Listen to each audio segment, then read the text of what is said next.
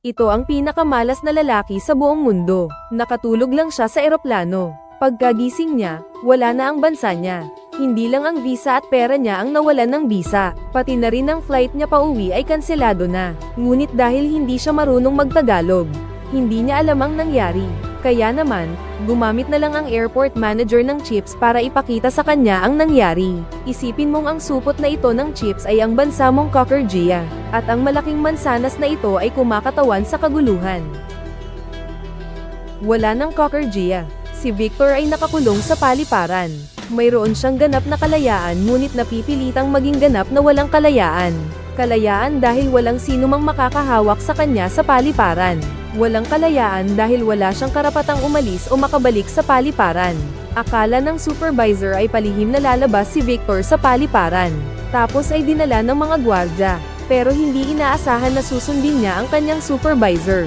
Piniling manatili sa paliparan at maghintay sa muling pagbangon ng bansa. Pinagsama-sama niya ang mga sirang upuan para maging kama, at binunot ang plug ng kuryente para makaraos sa isang gabi. Ngunit pagkakahiga pa lang niya, napagkamalan niya ang ilaw ng eroplano. Napag-aresto ng mga armadong rebelde. Sumuko na ako. Buti na lang at isang malaking gulat lang pala iyon. Pero kinabukasan ay tuluyan na siyang pinagbantaan ng airport manager. Dahil may posibilidad na magdulot siya ng malaking problema sa manager. Sa panahong malapit ng magretiro ang superior nito. Basta walang problema sa airport, perpekto ang pagkuha niya sa pwesto. Magsikap ka at maghanda ng lumipad. Ngunit pagkasabi pa lang noon, nakita niya sa CCTV ang isang lalaking nakabanyo na nagpalingga-lingga sa loob ng paliparan. Walang duda, medyo naapektuhan ang imahe ng paliparan. Napakasama ng loob ng supervisor. Hindi niya talaga maintindihan kung bakit hindi na lang tumakas si Victor ng palihim para ma-promote at madagdagan ang sweldo. Napagpasyahan ng supervisor na alisin na ang problema. Tinitigan niya ng matalim si Victor sa kabilang bahagi ng salamin. Pagkatapos ay inutusan ng kanyang mga tauhan na pagtripan siya ng husto. Kaya habang kumakain si Victor ng libreng pagkain sa airport, lumapit sa kanya ang bungal na supervisor.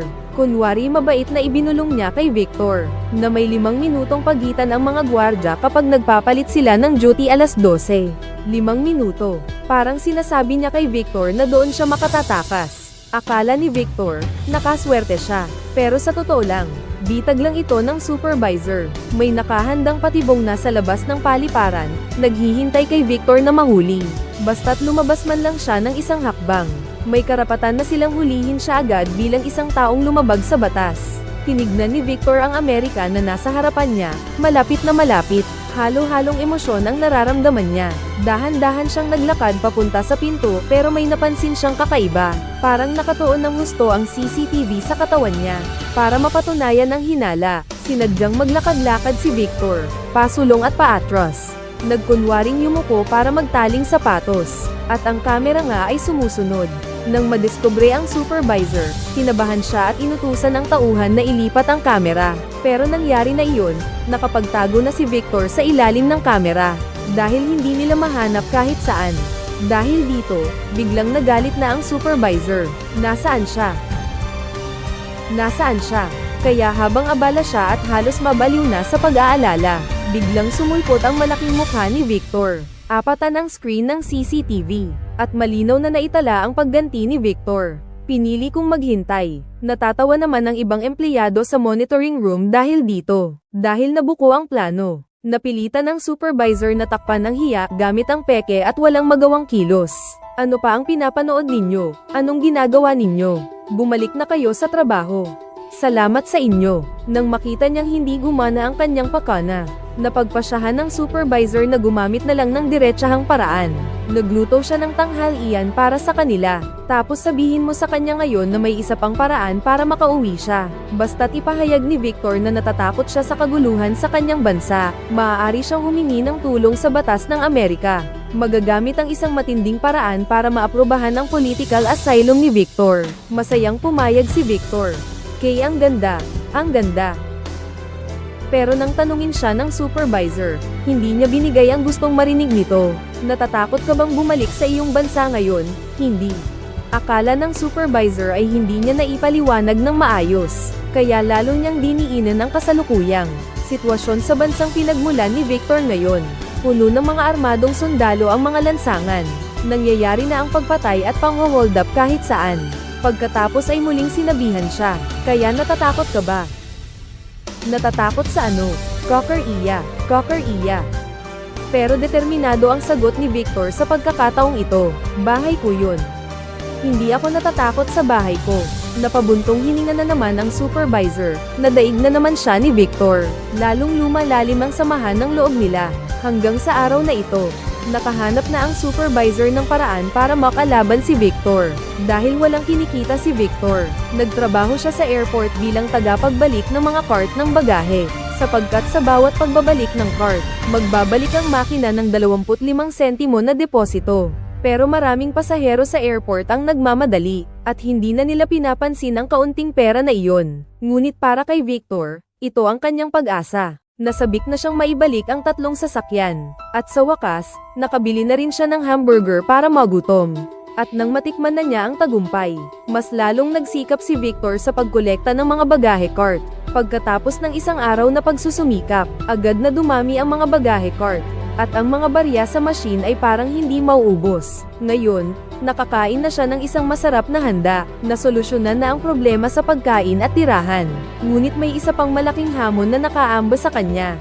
Hindi niya kasi maintindihan ang Ingles. Muli na namang ipinakita sa telebisyon ang lagay ng digmaan sa kanyang bayan. Pero iilan lang ang mga salitang naintindihan ni Victor. Kaya naman ginamit niya ang kanyang natitirang pera para bumili ng mga libro sa pag-aaral ng Ingles. At gabi-gabi siyang nag-aaral ng Ingles. Unti-unti namang gumaganda ang kanyang kalagayan. Hindi na nakatiis ang supervisor. Kaya agad siyang nagdagdag ng posisyon, para may pumalit sa trabaho ni Victor. "Salamat, akin na to ngayon." Ang pinaghirapan ni Victor na paraan ng paghahanap buhay, nawala na lang. Kaya bumalik na naman si Victor sa pagkain ng biskwit at libreng sausawan. Naniniwala ang supervisor na ngayon ay si Victor. Siguradong gagawa siya ng masama dahil sa gutom. Kaya naman, bilin niya sa mga tauhan niya na bantayan siya ng maigi. Ngunit, sino ba ang mag-aakala na ng gabing iyon? Si Victor ay bigla na lamang nakatanggap ng pagkain mula sa isang vendor sa airport. Gusto nitong makipagnegosyo kay Victor, at sinabi nito na kung papayag lang siya, makakakain siya araw-araw ng sariwang pagkain. At ang detalye ng transaksyon ay napakasimple. Kailangan mo lang alamin ang mga gusto ng babaeng nasa reception para sa lalaking nagtitinda ng pagkain. Tulungan mo akong mapasagot siya. At hindi ka na muling magugutom. Deal. Mula noon, si Victor ay araw-araw na nagpupunta sa babaeng nasa reception. Hindi niya minamadali ang pag-aayos ng kanyang papeles para sa pagpasok sa bansa. Hindi rin niya alintana kung tatanggihan siya. Ginamit lang niya ang iba't ibang paraan ng pakikipag-usap para malaman ang mga gusto nito. Tapos, detalyado at medyo pinalalaki pa niya ang pagkukwento sa staff ng pagkain.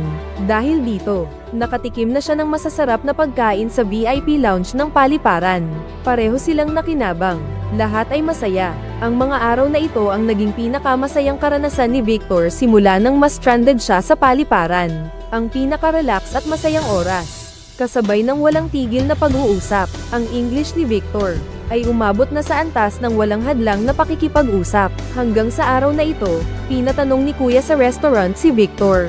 Sa babaeng nasa reception desk, isang malalim na tanong, "Pipiliin mo ba ang mayamang lalaki o ang lalaking nagmamahal sa'yo?"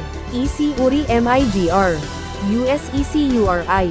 Pero hindi sumagot ang babaeng nasa counter. Tahimik lang na naglagay ng pulang marka sa application form niya. Hindi na kinaya ng waiter ang one-sided love.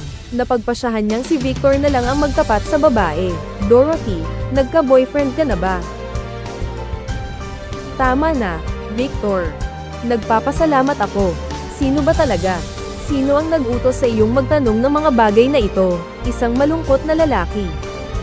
Pagkatapos, si Victor ay nagdala ng isang kahon ng regalo, at nang buksan ito ng dalaga, ang laman ay isang singsing na pangpak-asal, simbolo ng pag-ibig. Hinihintay ka niya sa pizza parlor para sa sagot mo. "Pero nagtratrabaho ako ngayon."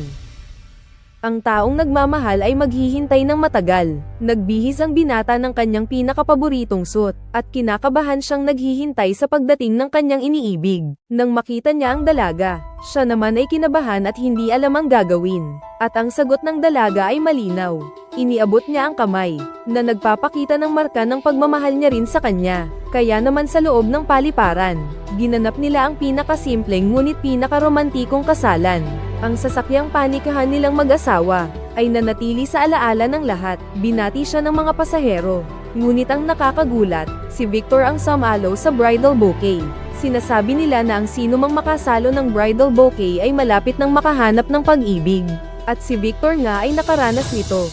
Kinabukasan ng kasal, isang flight attendant ang nadulas.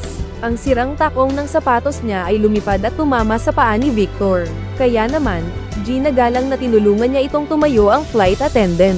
At mabait na pinaalalahanan pa niya ito na mag-ingat dahil madulas ang sahig. Nang magpaalam na sila, hindi niya rin nakalimutang bigyan ng babae ng isang discount coupon sa isang tindahan ng sapatos. Isang nakakaakit ng ngiti ang isinukli ng flight attendant. Punong-puno ng pag-asa si Victor na ito ay isang pagtatagpo ng tadhana. Ngunit sa sumunod na segundo ay niyakap na ng flight attendant ang kanyang boyfriend na matagal na naghihintay. Akala niya ay panandalian lamang ang pag-asam na iyon sa pag-ibig. Dapat sana'y nagkahiwalay na silang dalawa. Ngunit di nagtagal, habang kumakain si Victor ng libreng pagkain, napansin niya, parang kamakaway sa kanya ang flight attendant. Natunaw ang puso niya sa nakakaantig na ngiti, nang masigurong wala ng ibang tao sa paligid. Agad na tumayo si Victor, pero sa sumunod na segundo, hindi na siya makasaya. Oh, patawad, pare mahal ko. Sunod-sunod na pagkabigo sa pag-ibig, ang nagpatibag sa puso ni Victor. Ang mas masama pa, nang matapos niyang mag-mop ng sahig, siya naman ang nadulas dahil sa basa na ito, at naulit ang pagkadapa ng flight attendant. Pero kung ikukumpara, hindi naman pala si Victor ang pinakamalala, dahil mga ilang araw lang ang nakalipas. Di niya sinasadyang marinig ang babaeng kausap sa telepono, na nag-away pala sila ng boyfriend niya kaya sila naghiwalay. Magalang na inabot ni Victor ang isang tissue, kahit na may sama pa rin ng loob. Pagkatapos ay kunwari tumawag sa telepono para palihim na obserbahan ang reaksyon ng babae. Ngunit sa oras na iyon ay kinausap siya ng flight attendant. Alam mo ba kung bakit puro masasama ang mga lalaki? Hindi ko alam. May sira. May sira, dahil silang lahat ay mga sinungaling. Teka lang. Tungkol sa lalaking iyon, si Emily mismo ay hindi maintindihan kung ano ang nangyari sa kanya. Sabi niya, halos buong buhay niya siyang naghahanap ng pag-ibig. Pero hindi pa siya nakakaranas ng isang pag-ibig na para lang sa kanya. Palaging nauuwi sa pagkabigo ang lahat. Tahimik na nakikinig at sama-sama si Victor sa mga kwento niya. At ito ay nagbigay sa kanila ng pagkakataong mapalapit pa sa isa't isa. Bilang pasasalamat kay Victor sa pakikinig, inimbitahan siya ni Emily na maghapunan. Pero ang biglaang pag-eniaya ay ikinagulat ni Victor, dahil wala siyang pera at hindi siya makakaalis ng paliparan. Kaya napilitan siyang tumanggi. Akala naman ni Emily, ayaw na sa kanya ni Victor. Bigla siyang nahiya at umalis na. Siguradong iniisip mong isa akong bulaklak. Huwag. Teka, ayoko kumain mag-isa. Mag-ingat ka, basa ang sahig. Hindi mo na kailangang magpaliwanag. Pinanood niya si Emily na umalis. Puno ng kawalan ng lakas at pagsisisi ang puso ni Victor. Napagpasyahan niyang susubukan niyang bumawi sa susunod na pagdating ni Emily. Pero kailangan niya ng pera. Kaya nagpasya siyang maghanap ng trabaho sa mga tindahan sa paliparan. Pero ang natanggap niya ay puro kawalang gana at pangungutya. Sino ba naman ang mag-eempleyo sa isang taong hindi kilala? Sa wakas, may isang nagsabi sa kanyang maghintay ng balita, pero hinihingi nito ang numero ng telepono niya. Si Victor naman ay nag-iwan na lamang ng numero ng pampublikong telepono na malapit doon. Natatakot siyang mawalan ng kahit anong balita. Kahit sumabog na ang pantog niya, ayaw niyang umalis. At doon siya nagbantay hanggang gabi. Hindi na talaga kinaya ng manager. Wala siyang nagawa kundi tawagan ng pampublikong telepono na para sa kanya. Hello. Magandang araw po, Ginoong Victor. Opo, magandang araw din po. Hinihintay ko po ang tawag ninyo buong maghapon. Pasensya na, pero may nakita na kami.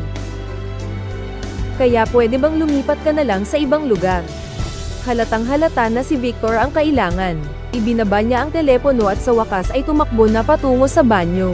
Pero sa sobrang pagmamadali, nakalimutan niyang tingnan ang karatula sa itaas. Wow! Si Victor na isang araw na nag-antay ng walang kabuluhan, ay napadpad sa isang lugar na may konstruksyon. Pero ang mga gawaing may mababang kalidad ay madaling masira, dahil sa biglaang naisip ni Victor, isang arkitekto, ay nagsimula na siyang magtrabaho para maipalipas ang oras. Kahit na matagal na siyang hindi nagtatrabaho sa kanyang propesyon, magaling pa rin naman ang kanyang kasanayan.